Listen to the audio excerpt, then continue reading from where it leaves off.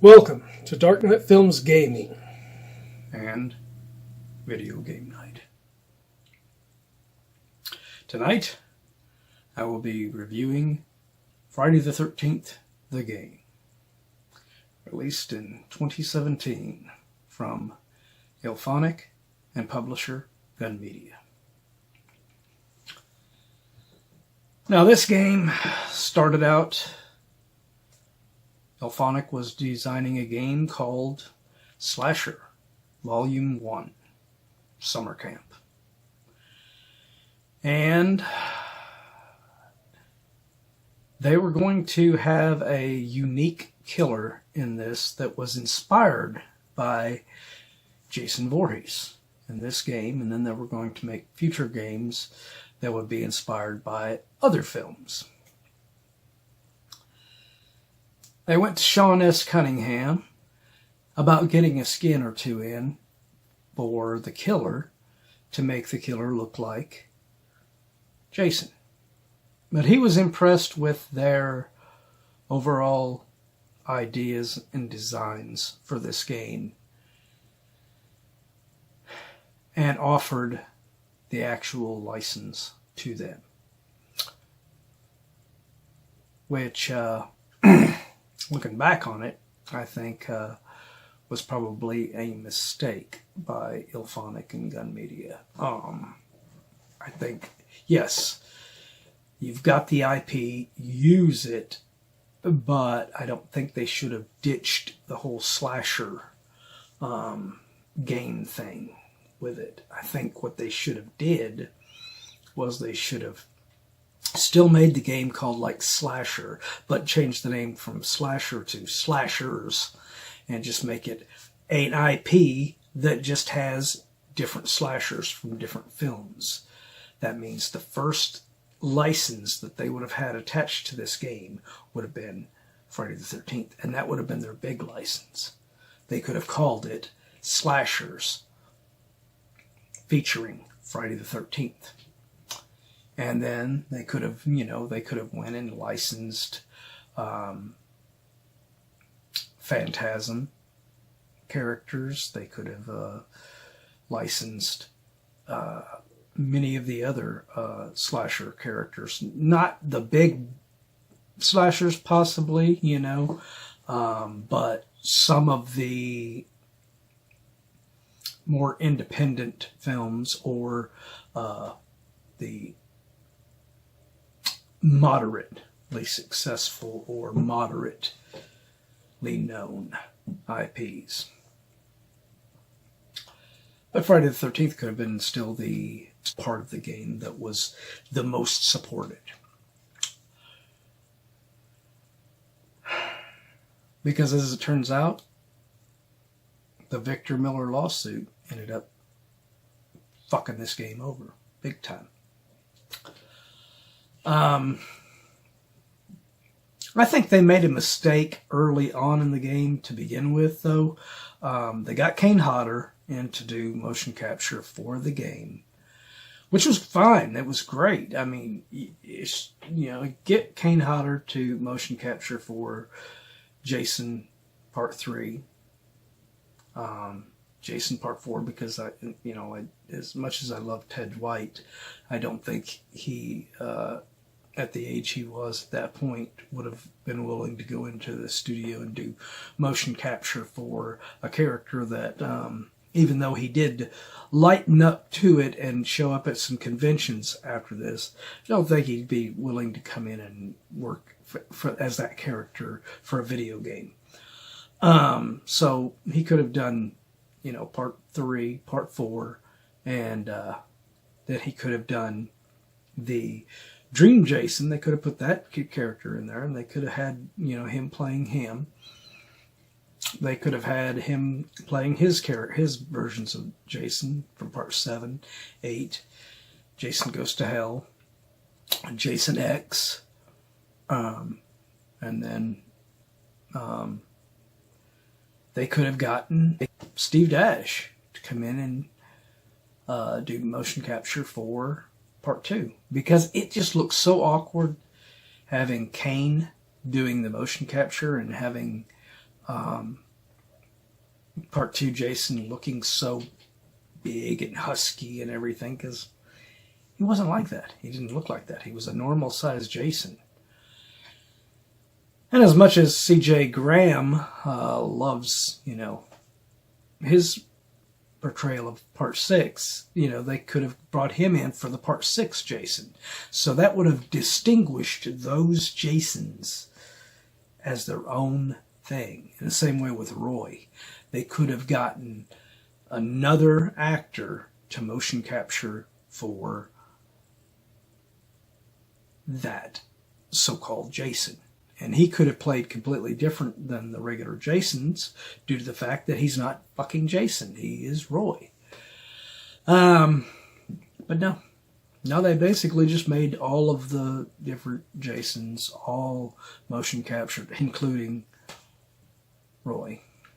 All motion captured by Kane Hodder. But I will give Kane Hodder credit. He did, for each Jason, he did do a different kind of a walk, a different kind of cadence and movement and everything. So good on him for that. And I really like Kane Hodder, so I'm not against Kane Hodder doing this. So like I said, it would have been great him doing those other characters, but them having, you've got Tom Matthews returning as Tommy in this game, and there's no story to include him in it. And then you got Larry Zerner as well. And he got to be in something, at least, because they had an actual single-player challenge chapter that he was involved in. You give up? Are you nuts? You gonna surrender yet? Never! I know how to end this. Hey, Kenny, how about you show me what else you can do with those hands? You win. Come on, Kenny, upstairs. Now. Well, that leaves you and me, I guess. You're truly good at that. Nah, just something I picked up at band camp. Tiffany, I like you. A lot. Maybe we could... I don't think so. I'm gonna go for a walk. We'll talk when I get back. Talk. Yeah. Sure. Sounds great. Bimbo.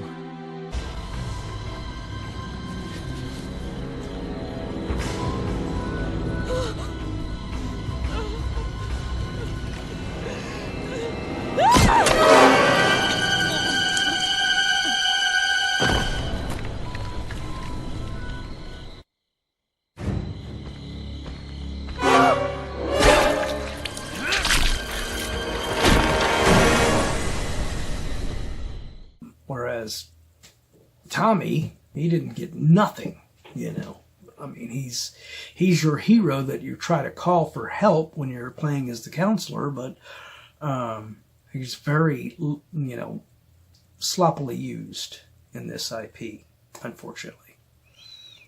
Christina Klebe was really great voicing the character of Jenny Myers. A character that was never in any of the movies. She's alongside a lot of the other counselors in this game that wasn't part of the actual series. But overall, I mean, Illfonic and Gun Media did a great job of, making the Jasons look accurate.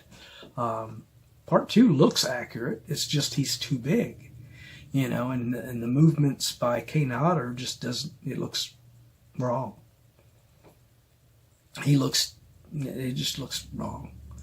And so does Roy. And then you had, speaking of Roy, they actually have, whenever he's unmasked, you actually have Dick Wion's, face on there, which was nice. Would have been nicer if you would have had a different motion capture person and would have made him play a little bit differently than the regular Jason.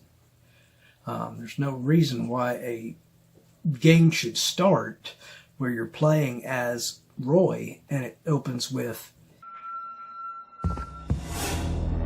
So young. So pretty. Kill them all, Jason. Yeah. Pamela is talking to Roy and calling him Jason. Why? And then they have Fox is a character in the game who was awesomely played in part 3 by Gloria Charles. Unfortunately, she had passed away before the character was implemented into this. So even though she has the likeness of Gloria Charles, she's got a sound-alike voicing her. But overall, the characters look great. The models are designed great. Not all of them are implemented as well as others. Like I said, 3's fine. 4 is fine.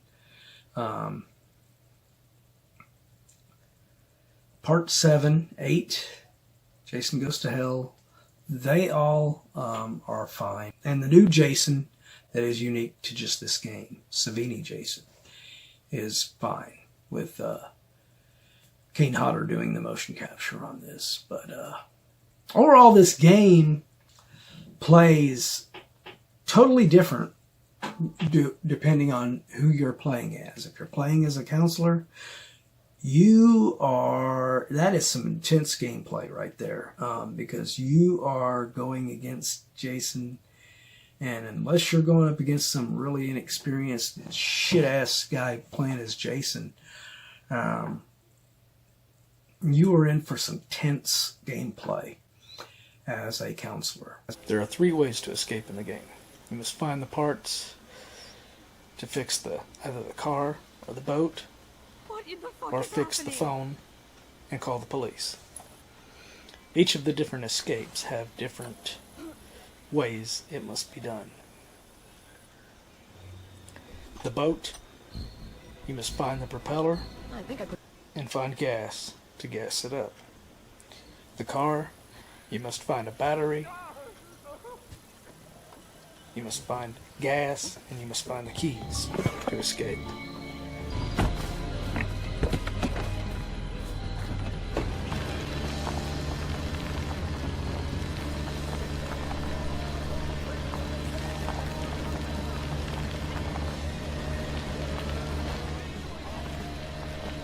To summon the police, you must find the fuse so that you can fix the phone box in which you can call the police. Then you have to wait 5 minutes for them to arrive, and then make it to one of the random exits that the police will be at. Oh, we need you here right now, please! Copy on the road therapy. 437.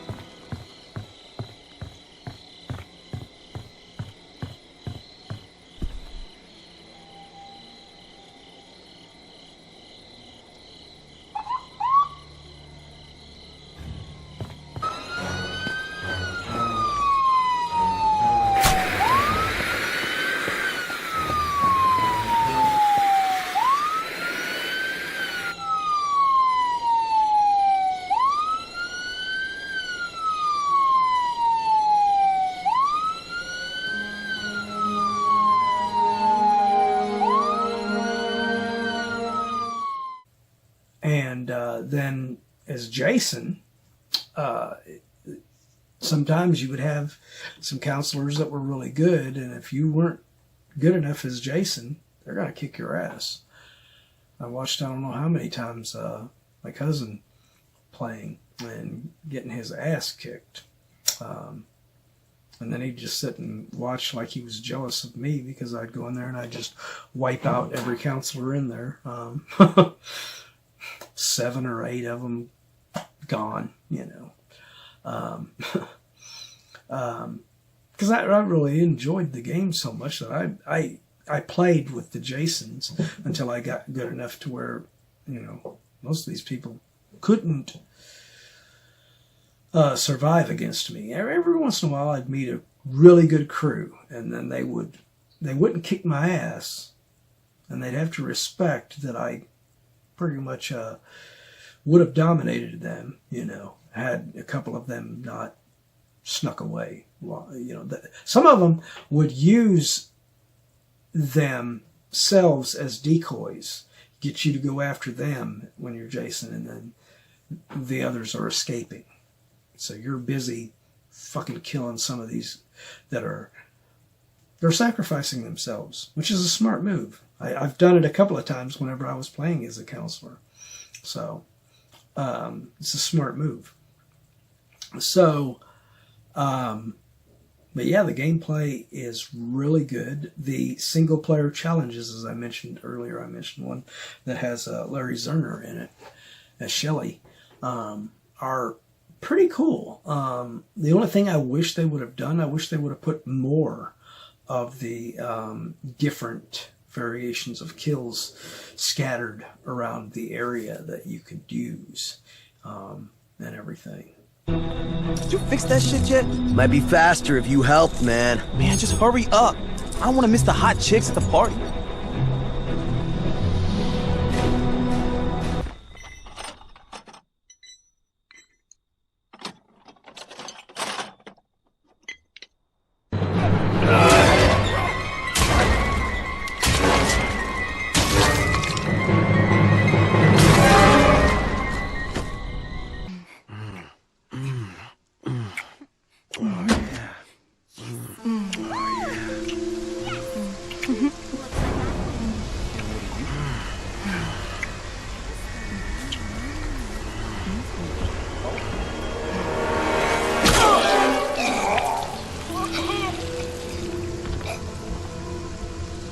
Yes, you do have some of the things that you have in the single player on the maps and everything, but you've seen that 100 times, man. You've put some more unique kills in there so that if we decide, nah, we don't want to kill them when they're standing here right now, we want to wait until they move over to here. Okay, now I'll kill them. I'll kill them this way, There's only a couple of them that are actually like that in the single player missions, where you can actually go, I don't want to kill him right here. I'll wait until he moves to a different place. Then I'll kill him there, And it has unique kills for both of those different locations and shit, But that it was shut down so early because of the Victor Miller lawsuit, it just sucks. But they wouldn't have been affected by that at all had they done like I said earlier, and had they just kept the game called Slashers, featuring Friday the 13th. Because then they could have kept what they've done, and then they could have just had other IPs that they were bringing in, and maybe, we've seen that this lawsuit has finally been resolved. Maybe once it was resolved, the game still would be live, still going on, and we could have gotten more Jason content. We didn't. So, this game is a bit bittersweet for me because, yes, it's still playable, and you've still got a group of people to play with, on the game. But there's no new content coming out for this. It's it's like Marvel's Avengers, which I reviewed last week, and it's just a bittersweet pill to swallow. But Friday the 13th, the game, I will give this one. I'll give it an 8.0 out of 10. It was a really good love letter to us Friday the 13th fans in a lot of ways. So, if you are a Friday the 13th fan and you have not checked out Friday the 13th game, I would suggest going ahead and getting it either on, PlayStation 4, PlayStation 5, whatever, it's on both. Xbox. I don't know if it's on both Xbox versions now, because I don't know if they're backward compatible on that one, but because I'm a PlayStation user here.